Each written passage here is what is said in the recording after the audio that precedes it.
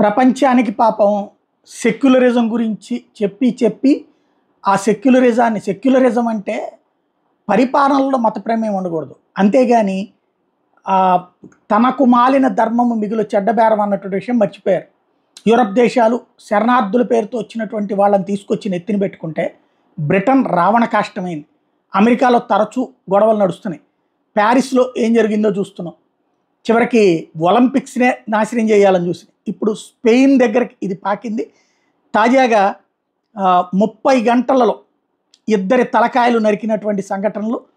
దాంతో ఇప్పుడు ప్రజలు అంటే అది చొరబాటుదారులైనటువంటి వాళ్ళు చేసినటువంటి ఈ నేపథ్యంలో పబ్లిక్ అక్కడ ప్యానిక్ అయ్యారు. పెద్ద ఎత్తున ఆగ్రహం వ్యక్తం చేస్తూ ఉద్యమాలు చేస్తున్నారు.